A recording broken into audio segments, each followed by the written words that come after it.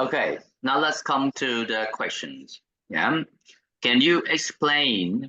I mentioned he arrived at the South Pole 1 month after I mentioned. 1 month after Scott. Yeah, 1 month before Scott. Yeah, he arrived at the South Pole 1 month before Scott. But Amundsen did not become a hero, and Scott became a national hero. Why is that? Thank you for your question.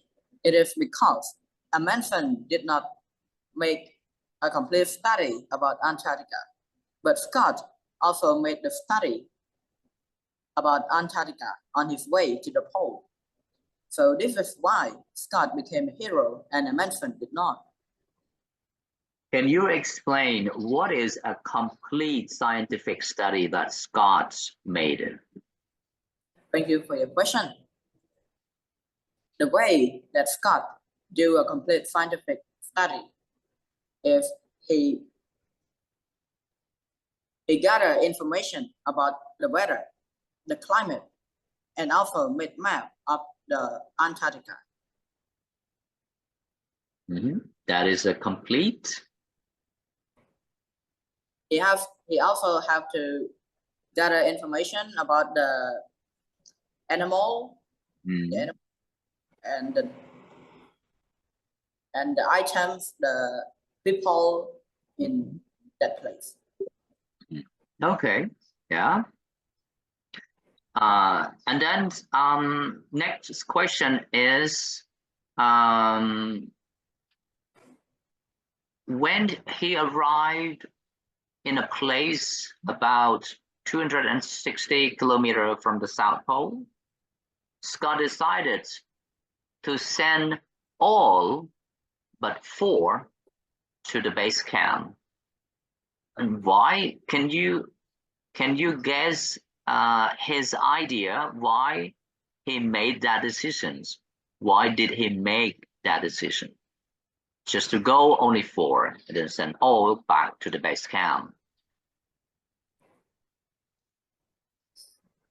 Thank you for your question. What do you think?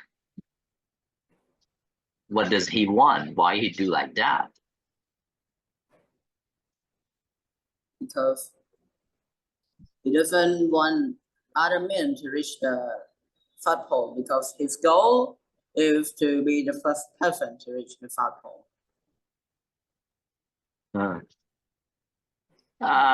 So he just sent all of his co-workers to go back? Yeah, I think so. Okay, and then he made a serious mistake that risked his life. So what is that serious mistake? The serious mistake that Scott made is he sent all but 4 men back to the base camp. And this is the serious mistake is because his tent was only big enough for 4 people. And he also have the food and fuel for 4. And somehow he has to share it for 4 people plus himself. So it is very bad. Okay, thank you. Good job. Hello everyone, my name is Mengchheang. I'm 11 years old. I'm studying English at Speak Up Online. And today I'm going to present about Robert Scott, a race to the South Pole. The first person to reach the South Pole was Roald Amundsen, a Norwegian.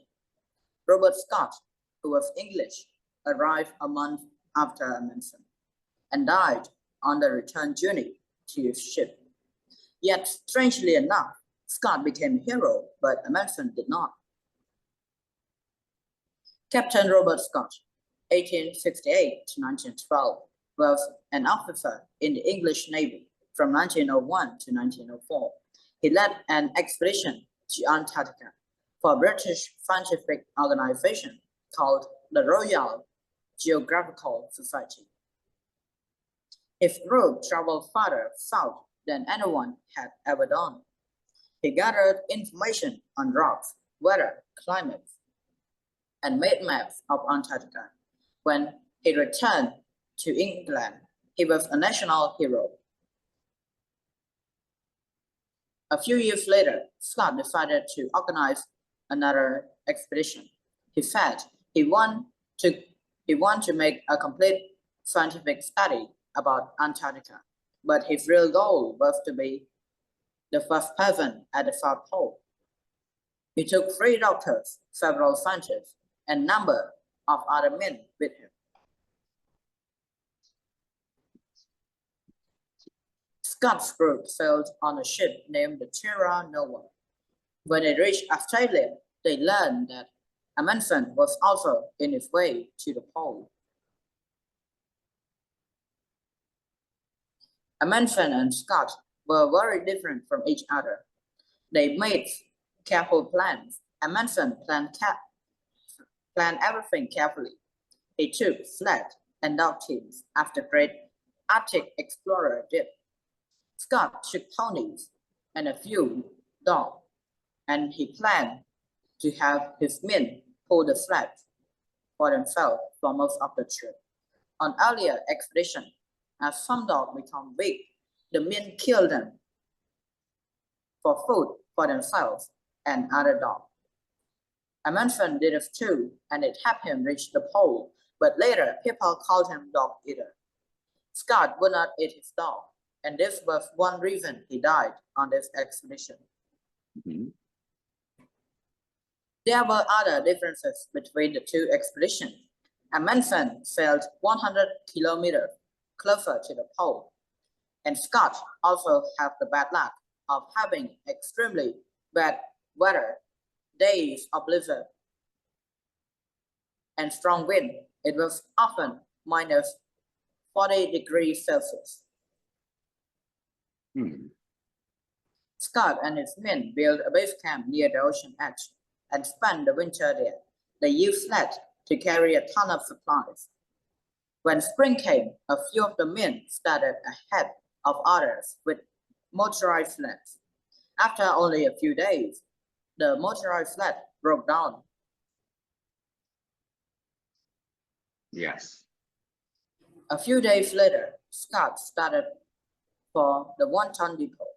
The whole journey was very difficult. Scott and his men walked through deep snow or skied over uneven ground.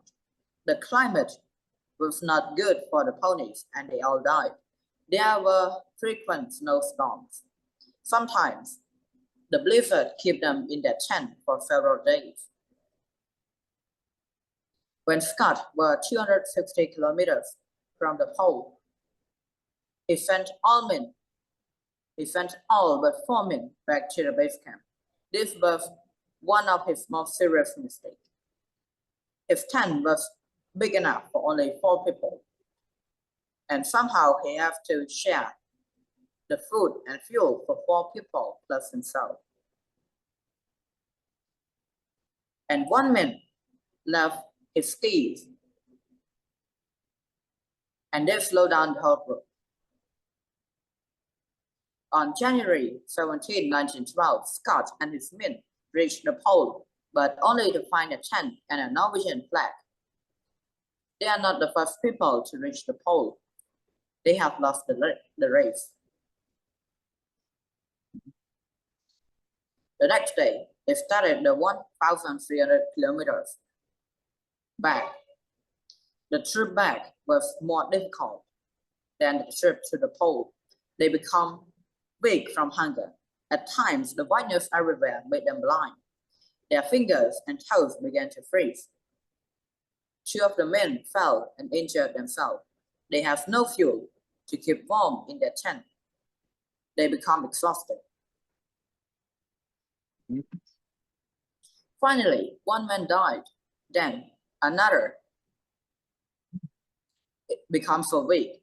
One night, he left the tent and never returned. He walked out to die in the blizzard instead of holding back the other 3. Every day, Scott described the terrible expedition in his diary.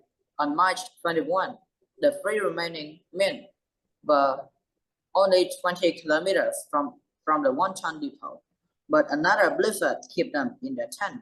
On March 29, they were unable to leave the tent.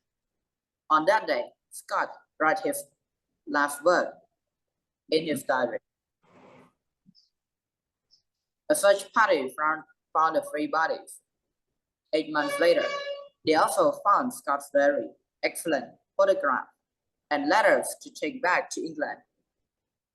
The search party left the frozen bodies like the way when Scott's expedition was there. Today, the base camp's building is still there. Inside are supplies, furniture, and the men's belongings. They have been left just the way they were, and New Zealand take care of the building and its content. Robert Scott's name lives on in stories of his great exploration. He is not the first person to reach the pole, but he is remembered as one of the great heroes of exploration. Yes. That's Good all. job. Thank you for my speaking.